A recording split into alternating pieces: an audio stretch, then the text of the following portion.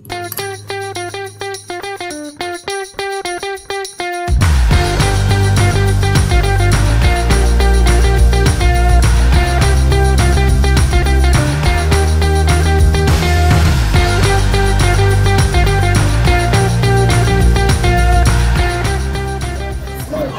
everyone, and welcome to this episode of May I Interrupt.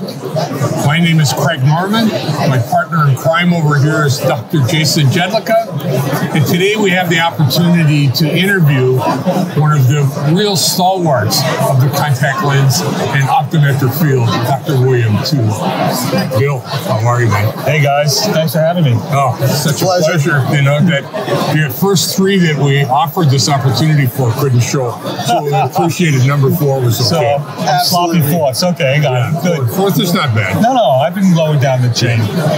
So, I gotta say, I am so glad to be back on the set with you, Craig.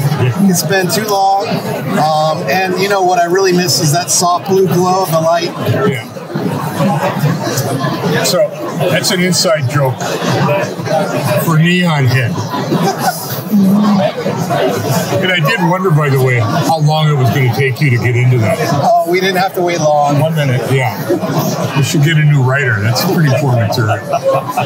Anyways, in all seriousness, we are here. The background noise that you hear is the Global Specialty Lens Symposium 2024 in Las Vegas. Opening night, pretty cool event. The exhibit hall's packed. Yeah. It's great. Yeah. And opening night, really good guests as well. So, Bill, rather than we talk about your accolades and how great you are and all that stuff, why don't you tell us how great you are? And give us a little... I'm the only one that thinks I'm great, so if you ask my staff, I think they have a different opinion of that. Staff, family. Yeah, family, dog. Okay. Pretty much everyone would have a different opinion. Okay. They would say I'm difficult. Well, then you'll have to tell the world. So, tell us your background. So, where did you go to college and optometry school? I went to college at SUNY Stony Brook, graduated in '84, went to optometry school at SUNY Optometry in Manhattan, graduated in '88, joined the faculty in '88, and was on the contact lenses department and chief of weekends for 9 years. Left that. I've been in private practice also since '88, so been in private practice over 35 years. Spent 23 years head of clinical at TLC Laser Eye Centers, and the last almost 4 years here at OCULUS as medical director. Well, maintaining, of course, private practice. That has been the biggest challenge of always doing two things. And I've never been able to make a decision on what I want to be when I grow up. So having two jobs, one day, as my wife says, one day you'll make a decision and choose which one you really want to do. Who says you have to grow up? Yeah, that's no fun. So, what did you say your job was at SUNY? Chief of weekends? Yeah, well, we had a chief for each day of the week, so I was Friday, Saturday chief. Okay. Yeah. Okay. Yeah, that's a new one to me too. Okay. Yeah. That's one role I don't think I ever really want. No, right. That's when no one wants to be chief of contacts, and everyone steps, and I'm the last one standing.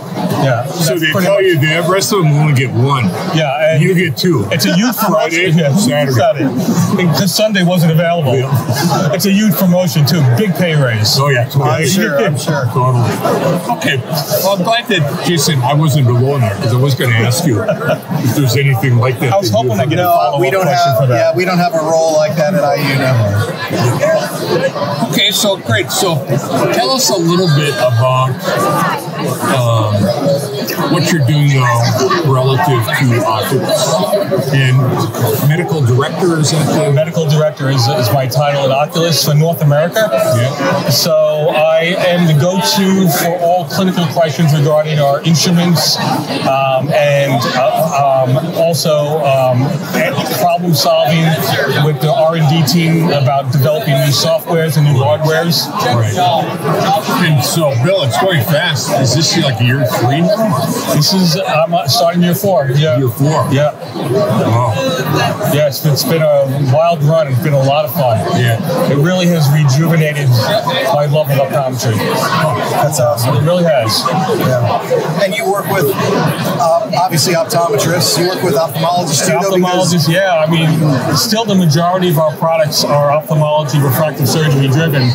My background, when I was with TLC, we were the biggest customer of Oculus. Yes. So we had more Pedicams than anyone else did. So I got very intimately involved in the use of the Pedicam for refractive surgery, which made it a natural transition for me to come to Oculus as medical director of Oculus. Yeah. So I probably spend maybe 60% of my time in ophthalmology with our products and 40% in optometry, but every week is different. Yeah, and you have that unique perspective of seeing both sides of it, because as an optometrist, you're practicing contact lenses and all that part of it, but then also the refractive, the surgical side as well. So it's been a lot of fun, and now in the last 5 years in my private practice, I've been mainly focused on myopia management. So using the ocular devices to really build my myopia management practice has been probably the most enjoyable thing in my private practice career in the last 35 years. that's interesting. It's been a lot of fun. Yeah. That's a big change, though, from, I mean, you really have gone through different phases, it sounds like, from academia to refractive and now to pediatrics and myopia management. It has. I mean, I did ortho-k in adults 35 years ago with primitive contact lenses. What you had back then. Yeah, and now today with the tools that we have and the things that we can do, there's almost no myopic patient we can't treat properly. It's just amazing how the technology has really skyrocketed in the last 10 years.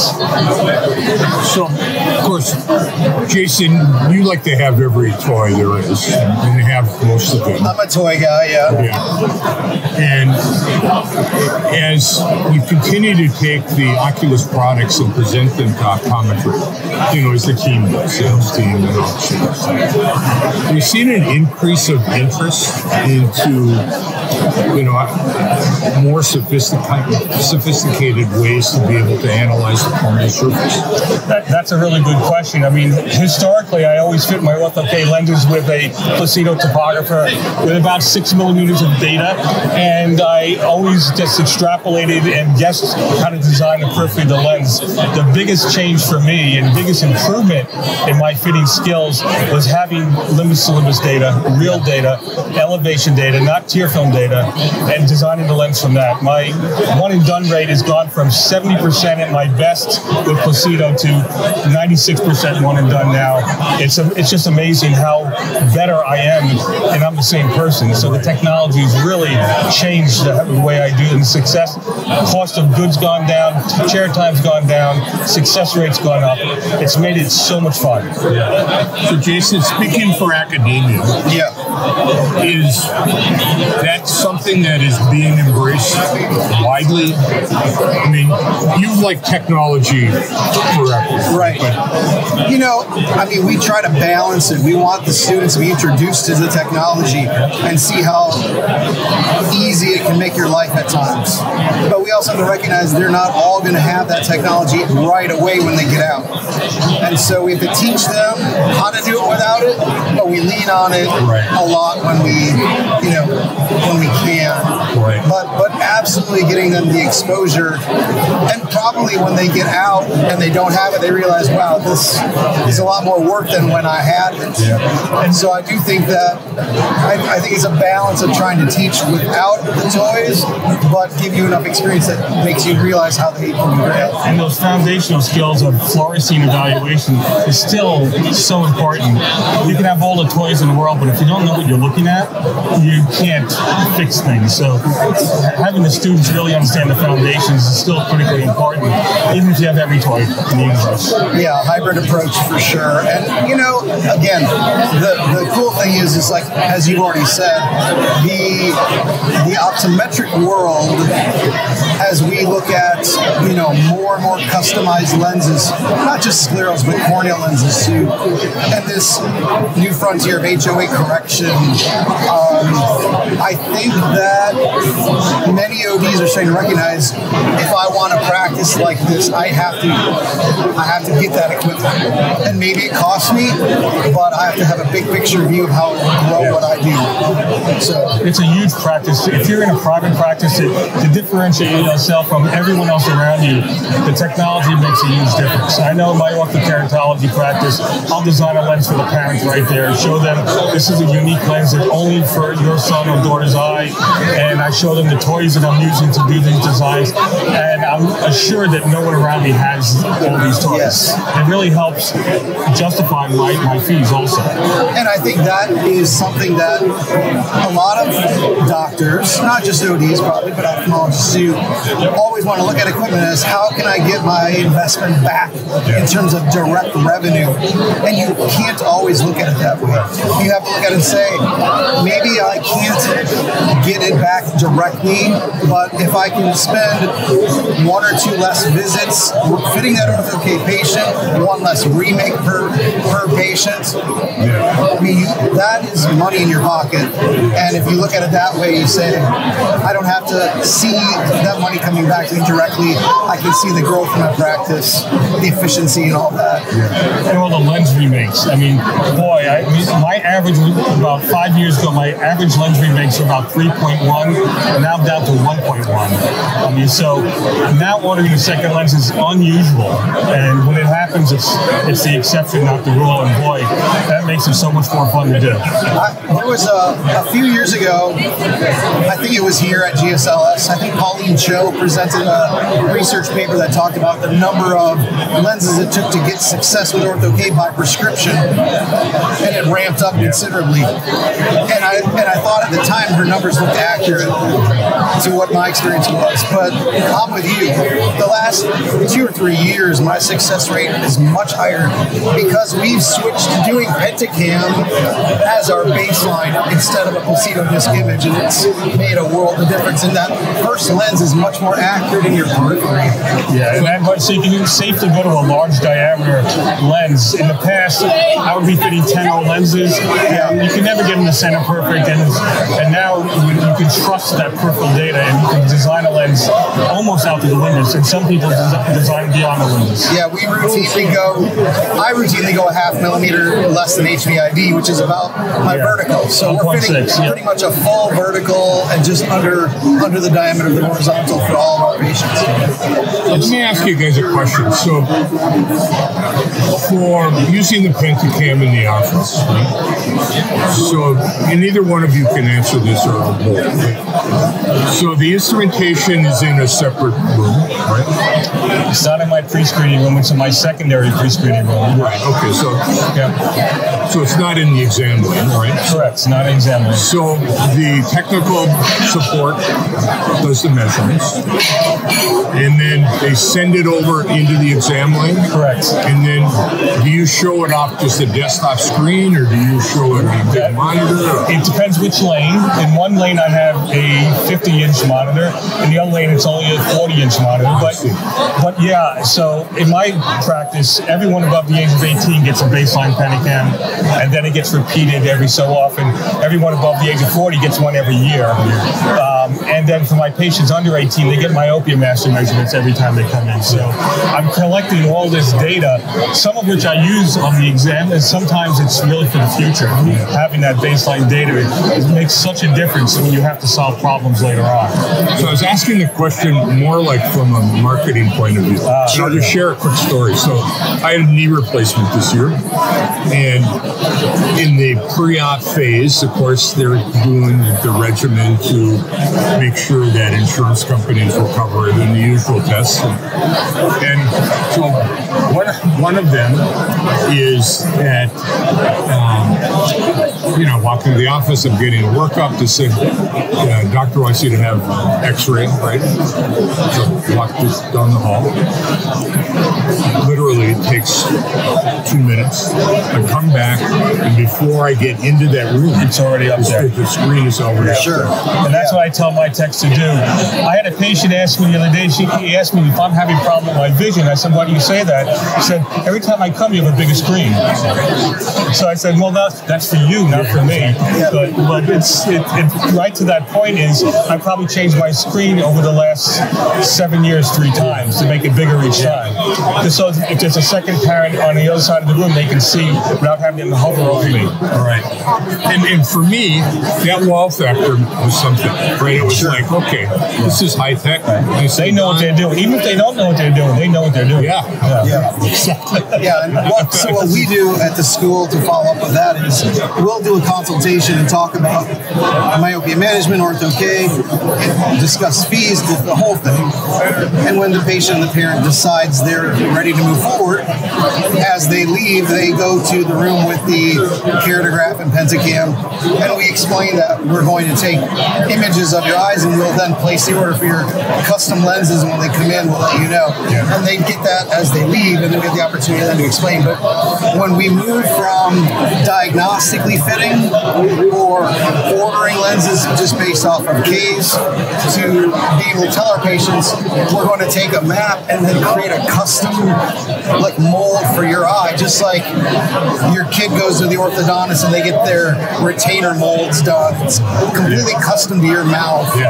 We're doing that with our lenses, and it's very impressive to the parents that we're creating completely customized lenses to their eye shape. Well, you think about it today, so the parents now of kids that are potential myopia control candidates, right?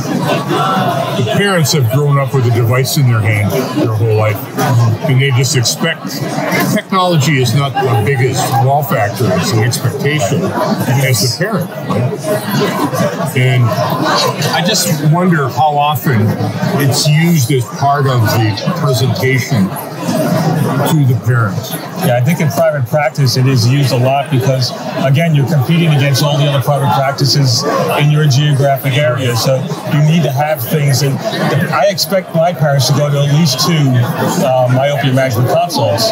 So I need to make sure that my delivery is more impressive than somebody else's. And the equipment is just one part of that. It's what you say also and how confident you are, but the tools help a lot. I think with ortho-k too, your baseline maps maybe aren't as impressive as when they come back after they've been in them for a week or a month. And you clearly explain what our goal is to get this nice red ring, and you show them that map and you say, here's where you're before, now see this ring, this is what, and they think, wow, this is working. So that is very impressive to show them the aftermath for sure. I also wanted to mention, so today, of course, Jason, you and I were on a panel together, and there were some really interesting lectures in regards to Pentacam, and I was looking out at the audience, and there weren't a lot of eyes glossing over. Right? There were more people looking and taking notes. And taking pictures. And I was reflecting on... And no one got up and left. Nobody. And when I was reflecting on 10 years ago at this meeting, right, there were still people that had to take special courses in how you put a scleral lens on, take it off. But now all this data that you have available to you and these tools that spit it on, once you're able to figure out, how Pentacam can really augment what else you're doing in the lens design and follow-up is awesome. And I think it's clearly among the people here in that room, it's become the toy that everybody really wants and knows they need, and it's just, how do I get it? When is the right timing for me to get it? It's become really the ultimate tool for the specialty practitioner. The other important point, too, is we want to make sure we screen these kids for keratoconus before we start fitting them also, because orthokeratology will delay your eventual diagnosis if the kid does have keratoconus. And there's no better tool out there than Pentacam for that early detection of keratoconus, because it really shows you the back of that cornea. And I think that's essential. I've just published a paper that's coming out out in a few months that shows that the incidence in Chicago in children of keratoconus is 1 in 335. Way, way higher than we ever imagined. Based on the study that was done there. That was done there, yeah. And the old number of 1 in 2,000 just is not true.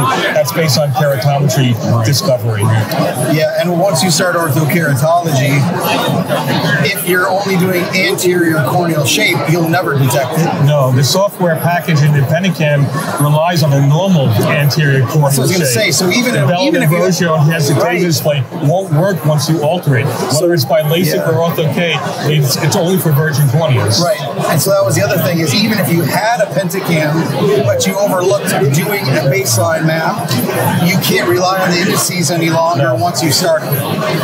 So and that makes it just that much more challenging to figure it out. And it makes me feel a lot better about knowing I'm altering this child's eye, but I'm doing it knowing that I did everything possible to make sure that that's a healthy eye before I go and alter it.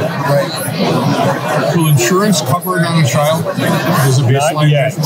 That is a project we are working on, and this paper is the foundation of that project.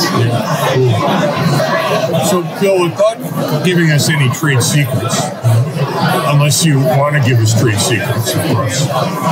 So, where do you think the next steps in technology are relative to specialty contact lenses? Well, I think there's going to be a boom in resolution. So, as amazing as the resolution is now, in 5 years, we're going to look back and say, wow, I can't believe we were using that resolution. So there's going to be a significant improvement in what we're looking at and the detail that we can see. Like looking at a VCR tape. Exactly. It's going to be, and now you look at these, you go see the Sphere here in Las Vegas, you see that high definition. That's where we're heading with a lot of the technologies. That, and I think the normative databases and the softwares are all going to get so much better. I mean, we'll have children normative databases, we'll have every ethnicity. So there's just going to be just a lot better ways to make good decisions to help our patients. So it's a really exciting time. Yeah, I would agree. So that's enhancement on present technology. Any new technology we can talk about? No. There's no new technology. They would have to know. There's none I can talk about because they would shoot me. Okay, but as long as we got the information first. Yes. We know you're working on new things. There's lots of new things in the pipeline, and they're already aiming the gun at me. But yeah, there's a lot of exciting things that's going to help optometry and ophthalmology just serve their patients better, and it's really exciting to see the R&D pipeline and what's going to be next. But so I would just say stay tuned and hop on for the ride. It's going to be fun. So then, just moving a little bit off of topography and tomography, what about in the area of axial length measurement? Well, I think axial length measurement is going to become the gold standard of care for managing myopia. I think that refractive area is going to become as important as K readings, and that axial length is going to be everything. We know that the risk that we're trying to avoid, all of those diseases and pathologies that we don't want our children to have, is based on axial length. It's what stretches the eye, it's what damages the eye, it's a long-term risk of vision loss, and axial length is our tool. We've just introduced growth control software to our myopia master, which gives normative data for different ages for what amount of axial length change for that age is actually significant. So that's a huge, because up until recently, we look and see, well, 0.03 millimeters, does that matter? Well, it depends. And so now we have a tool which can guide us whether this amount of axial length change in a particular child of a particular ethnicity is a significant change. Do we have to change our treatment? Do we have to add treatment modalities, or do we stop our treatment? So really, I think we're getting the tools that we need. Now that we're developing these wonderful treatments, we need tools to manage those treatments. So rather than just getting a number and comparing the number to the prior number, to the prior visit, exactly. be able to tie it directly into, hopefully, the treatment process. Exactly. And do it in a way, a confident way to know that, hey, you know what, that atropine dose is not enough, or, hey, we need to add something to whatever modality we're using. This is not working well enough for this patient. Yeah. So it's really exciting. Plus, we can tell the children who really would benefit from our myopia management the best. There are some kids that are so low as far as their risks that, yeah, there might be minus 50, but maybe they don't really need anything at all. Right. So discovering those children are as important as discovering the ones that really need immediate intervention. Yeah, axial length really is the key to it. Because again, even if you have a child who's, let's say they've started to develop myopia, but they happen to just have a fairly steep cornea, short axial length, and they're not that keen on myopia management, you don't have to, be as strong an advocate that they should be doing something. Right, they don't own a phone, they spend a lot of time outside, all those risk factors that are not there. So it helps you treat the patient very uniquely. And so every patient is a unique decision-making process. And especially when you're dealing with children, you can't always trust their visual acuity measurements or their refractive error. And I've had objective measurements. I've had situations where a child would come in and the vision was a little bit off. We tried to refract, got a little bit of minus. I thought, gosh, we're progressing. Well, let's go back and recheck their axial length, and it hadn't changed at all. And so you're realizing, okay, this is maybe just they had a bad night with their ortho-k lens last night, or they were accommodating because it's the end of their school day. A lot of children are afraid to tell their parents they only wore them for 5 hours, so they'll say, I wore them for 8 or 10 hours, and they didn't. So we've averted some panic situations with parents by saying, hey, look, actually, nothing has changed in what really counts. So we're going to wrap this up. Yeah. Do you have any additional questions you'd like to ask Bill? No, not really. I've enjoyed getting to talk. We didn't know exactly where this conversation was going, but this whole concept of your focus being more towards myopia management was really fascinating because, again, where you've been and where you are now, kind of a different path getting there, but that experience, especially with the equipment, gives you a different perspective than someone who hasn't been down those roads in the past. And just to see the change you can do to these children, their quality of life improvement is just so satisfying as a physician. It's so much fun. Yeah. Thank you guys for having me. Appreciate it. Bill, do you have any comments you'd like to make? No, this was fun. It was great. Not even knowing what we were going to talk about and just having a conversation. A lot of fun. Even though you didn't give away any trade secrets. I know. No. But, you're the best guest that we've had today. It really is fantastic. This whole meeting so far, really, honestly. We should probably just turn the camera off and just end it here because it doesn't get better than this. It doesn't get any better. But Jason can talk about something better than this. Oh. I can talk about our May I Interrupt golf balls, which we have back for another season.